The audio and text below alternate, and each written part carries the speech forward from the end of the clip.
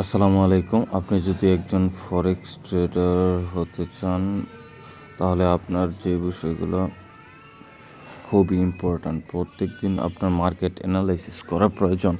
So market অ্যানালাইসিসের জন্য কিছু বিষয় আছে, যেমন আমাদের নিউজ, মার্কেট কখন ওপেন হয়, এগুলো সম্পর্কে আমাদের জানতে হয়। সো বর্তমানে আমাদের ফরেক্স মার্কেট, আমরা যেহেতু প্রি লন্ডন থেকে লন্ডন ওপেন এবং প্রি নিউ ইয়র্ক থেকে নিউ ইয়র্ক ওপেন ট্রেড করি, তো সো আমরা এটা কোন ওয়েবসাইটে জানতে পারবো? এই যে দেখেন, যদি এই সেশনের কোনো চেঞ্জ হয় তাহলে আমরা এখানে জানতে পারবো babyviews.com। এখানে যদি আমরা যাই, এখানে আমরা অনেক কিছু জানতে পারবো। প্রথমত হচ্ছে এখান থেকে আমরা টাইম জোনটা সিলেক্ট করে নিব। আমরা 24 ঘন্টার চাই নাকি 12 আওয়ার্সের, মানে এখানে হয়ে যাবে 13টা, 14টা, 15টা, 16টা, অথবা 1টা, 2টা, 3টা, এইভাবে আমরা টাইম সিলেক্ট করতে পারবো। নেক্সট হচ্ছে এই যে দেখেন, এখানে একটা কি বলে এটাকে, একটা স্টিক দেওয়া আছে। আর এটা এই যে এখানে হচ্ছে লন্ডন সেশন কখন ওপেন হয়, এখানে হচ্ছে নিউ ইয়র্ক সেশন কখন ওপেন হয়, কখন ক্লোজ হয় সেটা দেওয়া। দেখেন, লন্ডন সেশন ওপেন হয় 1টার সময়, দুপুরে 1টা থেকে, বাংলাদেশ টাইম দুপুরে 1টা থেকে ওপেন হয়, আর ক্লোজ হয় বাংলাদেশ টাইম রাত 10টায়। এবং নিউ ইয়র্ক টাইম ওপেন হয় সন্ধ্যা 6টা থেকে, আর ক্লোজ হয় রাত 2টায়, রাত 3টায়। সো আমরা প্রি লন্ডন বলতে বোঝায় যে মার্কেট ওপেনের 1 ঘন্টা আগে। দ্যাট মিন্স প্রি লন্ডন হচ্ছে লন্ডন সেশন ওপেন হয় 1টার সময়, আমরা প্রি লন্ডন সেশন শুরু করি 12টা থেকে। আর নিউ ইয়র্ক ওপেন হয় 6টায়, সো আমাদের প্রি নিউ ইয়র্ক হচ্ছে 5টার সময় বর্তমানে। আবার এটা কিছুদিন পর চেঞ্জও হইতে পারে, এটা চেঞ্জ হয় আর কি বিভিন্ন সময় অনুযায়ী।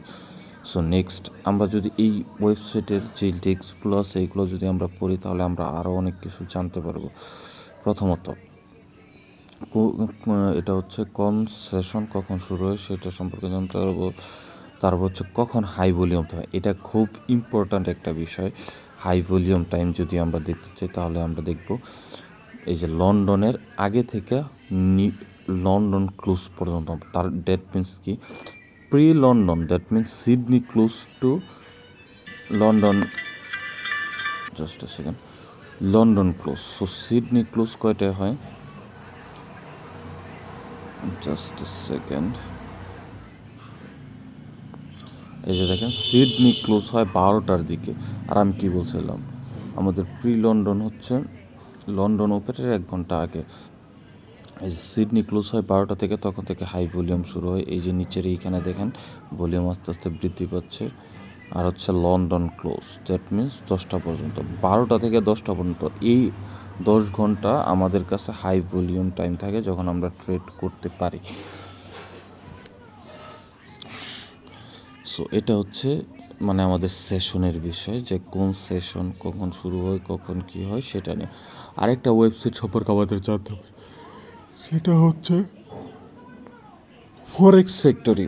এই ওয়েবসাইট যদি আমরা আসি, তাহলে আমরা দেখতে পারবো কখন, মানে আজকের দিনে কোন ইয়াগুলো আছে, নিউজগুলো আছে, আর কোন নিউজগুলো আমাদের অ্যাভয়েড করা দরকার।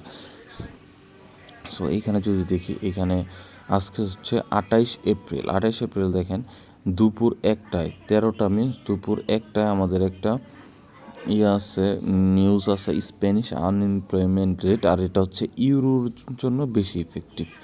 তারপর হচ্ছে 16টা, দ্যাট মিনস 4টা, বিকাল 4টার সময় জিবিপির একটা নিউজ আছে, সিপিআই রিলিজ সেলস। আর সারাদিন ক্যাটের ফেডারেল ইলেকশন চলছে, সিএডি ক্যাট, মানে কানাডিয়ান ডলার যেটা আছে সেটা। সো আমাদের এখানে অরিডের বিষয় কোনটা, দ্যাট মিনস চিন্তার বিষয় কোনটা, এখানে তো অনেক নিউজ আছে, কোন নিউজটা আমাদের প্রথমে দেখতে হবে যে প্রথমে এই ওয়েবসাইটে দেখতে হবে আমাদের ডেট, আজকের ডেটটা ঠিক আছে কিনা, 28 এপ্রিল। আজকের জন্য আমাদের কোন কোন নিউজ সেটা আমাদের দেখতে হবে।